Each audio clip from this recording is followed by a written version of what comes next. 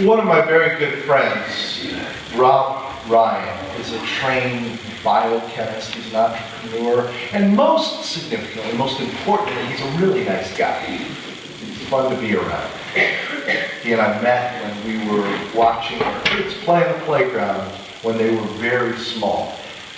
And he's also one of the most engaging, professed non-Christians, interlocutors that I've ever had the pleasure of knowing. And what I mean by this is that he is very happy to discuss matters of faith.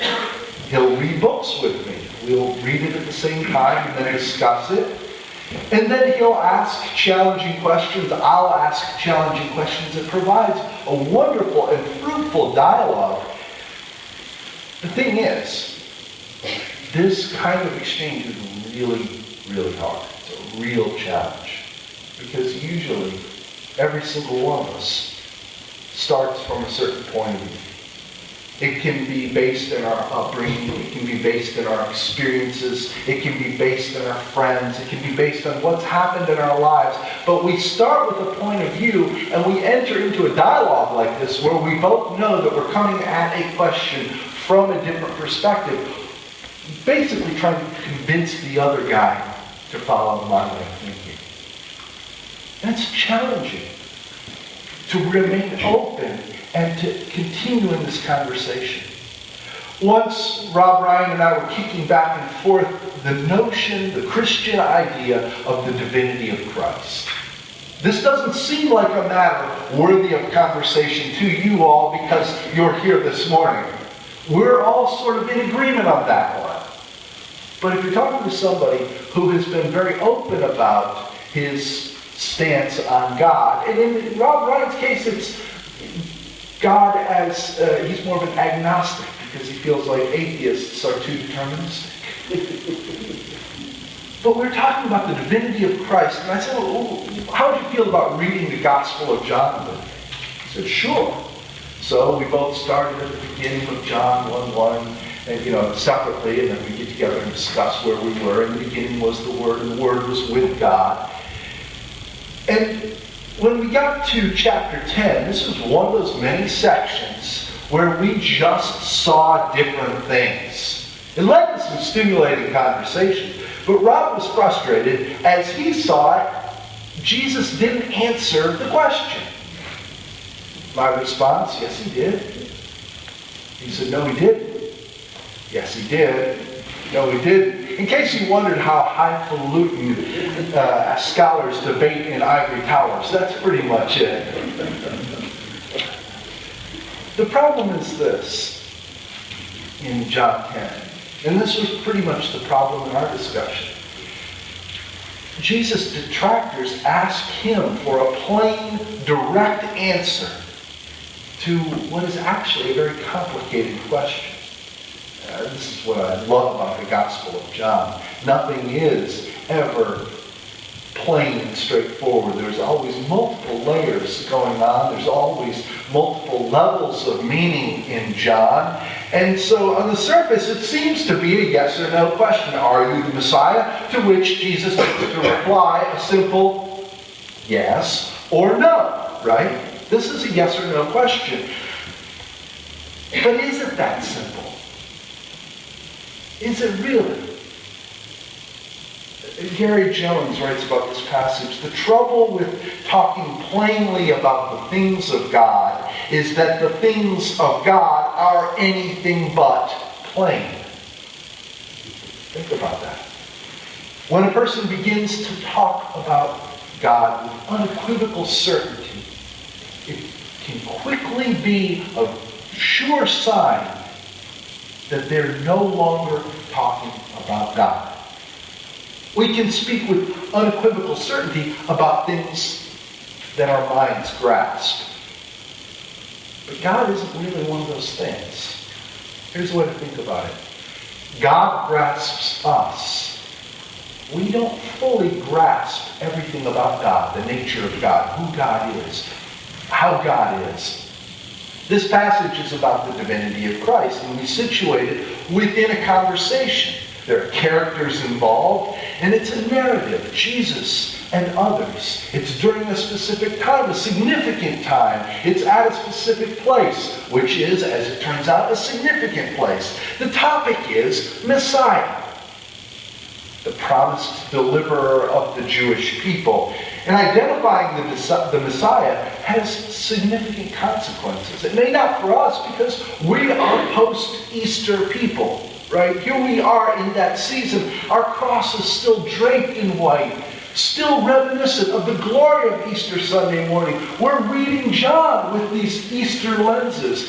Well, of course Jesus is the Messiah. Why didn't he just say yes? Well, we have to get into the context.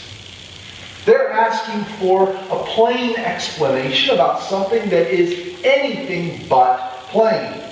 Although situated in a story, the question really is about the nature of God. This question is about the nature of God incarnate. Who is God incarnate? And this isn't the way we frame questions sometimes. So I can easily see you starting to think about the game today or something. I don't know if there's a game today. But how is God? How is God? That's not how we would express it, but that's what's behind this conversation about Messiah. What would that person look like? What would that person be like? To which Jesus responds, "You already know." And of all these questions, every single one of them is ill-suited to a simple yes or no. God grasps us. We do not fully grasp God. John calls Jesus' detractors the Jews. It's always phrased this way, and it's kind of strange. I mentioned the post-Easter lenses. I don't know if you've ever been reading along in the Gospel of John. Sometimes an outsider's perspective can bring this to your mind. But have you ever been reading along and seen, then the Jews asked him, and you thought to yourself, hang on. John, Jewish. Jesus, Jewish. All the followers, Jewish. There's no word yet for Christian or Christ follower or follower of the way. Every single character in this passage is Jewish. It points to the time when the Gospel of John developed, which was much later than the exchange. And it points to a time when there were followers of the way. There was this fledgling church, and there was a community out of which this gospel grew. And it's unfortunate nomenclature for Jesus' detractors, because painting the Jews as Jesus' enemies has led to anti-Semitic behavior and belief. If we seek plain speech, a simple faith that requires no thinking on our part, we might find something that also leads to unintended consequences, like, in this case, bigotry, prejudice, and taking to its extreme form in the 1930s Germany, things like the Holocaust.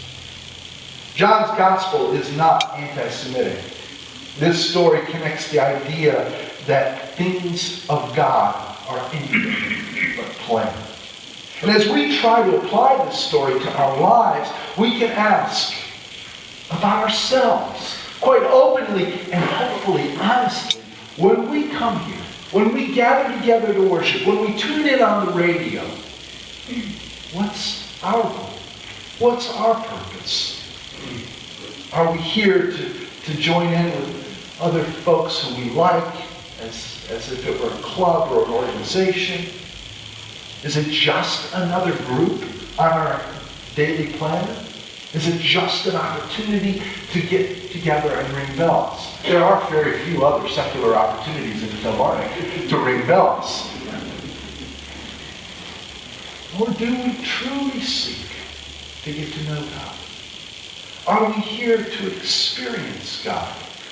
To get to see God in a new way? To grow in our faith? What is the reason? What is the motivation? in this story, as we get beneath the surface level and listen to what's happening in the exchange, can bring false motivation to the surface. Now, I mentioned the context is significant. If you'll recall in verse 22, it situates it in what would be a very familiar place and time for especially the first readers, at the Feast of Dedication. This is actually still celebrated today. Does anybody know what it's called? Hanukkah. That's right. Jesus, who was a Jew, was in the temple participating in the festival. And people gather around him. He's in the portico of Solomon and ask him, how long are you going to keep us waiting? Tell us the truth. Just give it to us straight. I've addressed how it seems so straightforward. But here's another problem with that question. And that particular time and that particular place. Especially during that festival, people aren't supposed to go around claiming to be the Messiah.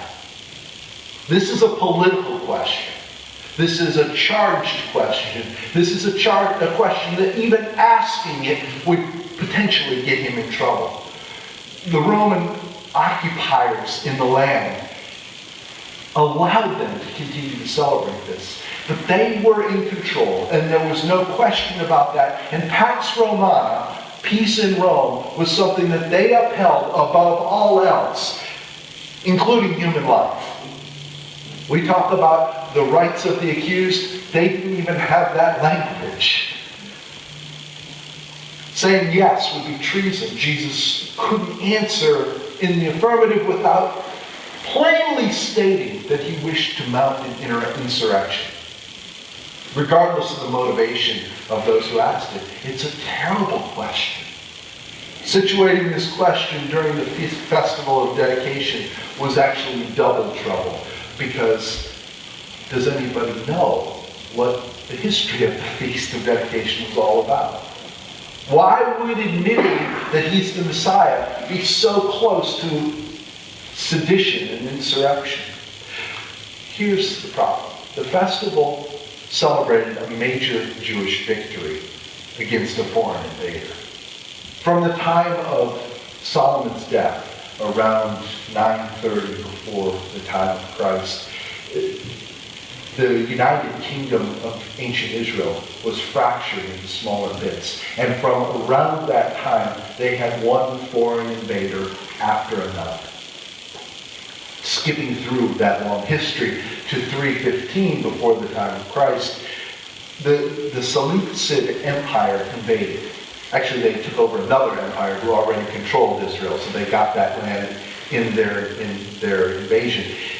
And they occupied the land until about 167, when a man named Judah Maccabee led a Jewish victory over the Seleucid invaders, using primarily guerrilla warfare. This event wasn't just a blip on their radar. It's not the kind of thing that they could possibly have heard about for the first time on a Sunday morning, listening to the radio or just sitting in church. This was something that was ever present in their mind. They celebrated it every year as a reminder of what God could do, even against overwhelming force, using small numbers of people. They continue to celebrate it to this day, and it represents freedom and overcoming all the odds. You see why the Romans would have a problem with it? Because that kind of memory could make a people very hard to control. The Roman occupiers allowed the festival, but doubled their soldiers and their platoons and the clampdown during the festival. And any signs, any whiff of an insurrection would lead to harsh repercussions. If you were Roman, how would you feel if there was now this young rabbi who, from your perspective, was supposedly performing miracles, now claiming to be the Messiah? From their perspective, he could be another Judah Maccabee. People might have already been thinking about insurrection. Maybe even that part of your mind, the part of your mind where you think about things that you wouldn't really ever say out loud. Or you think about things that you sort of wish would happen, but you don't even really want to talk about it because you don't want anyone to hear. They did that too. Because we're all human beings. And they were probably thinking, gosh, maybe that would be nice. If Jesus admits that he's Messiah, the Romans might even, before the words came out of his mouth, have a riot on their hands. Jesus doesn't give a simple yes or no answer. He says, look at my actions. Look at what I've done. I've already told you through my life.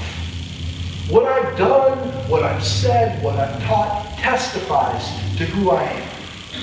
The debate unfolding between Jesus and his detractors is really about understanding. And for us, you could say, get to know God. Don't try to grasp God. Don't try to wrap your arms around God. Don't try to nail God to a list of rules. Get to know the nature of God. Get to understand how God is. And most importantly, let God take a hold of you. Some people might even have wanted him to say yes. Some people might have longed for him to say, yes, I am the Messiah. Because they wanted him to be the kind of Messiah they wanted. They wanted the kind of Messiah who would kick out the Romans and restore the kingdom to its glory that now they had been imagining for almost a millennia. Instead, Jesus points to life. He points to his life. He points to his actions. He points to what he's done. God loved the world. He came in the form of a person, Jesus. And as Jesus of Nazareth, God wore that coat of human finitude. So sitting there with him, maybe it would be possible to miss him. Maybe it would be possible to not see him as the true Messiah. My friend Rob struggles with that idea, with recognizing Jesus. And to Rob and to each one of us, Jesus says, my sheep hear my voice. I know them, and they follow me. It's interesting, in verse 27 of this passage, the word in Greek that they use for sheep is plural. It is plural. We, as God's people, listen to God together. We are a community. We are like the bells. We make music together. We make God's glory together. Whenever we encounter something in our lives, we need to listen for Jesus' voice. It's there. It might be very soft. It might be confusing among the clutter of all the noise in our world. Just like the noise that would have surrounded Jesus as he was walking through the portico of Solomon. We have to listen. We have to listen very carefully. And when we do, we can hear Jesus speaking. We can see Jesus. As a part of a community, we can help one another. As a part of a wider community of Christians in the world, we can listen together to hear God speaking and seek to be the people God has called us to be, to seek to testify to the glory of God, so that our actions, like Jesus' actions, will point to us as a Christian community. I invite you to consider that today. How we can be the people God calls us to be. How we can hear God. How we can see Jesus amidst all the distractions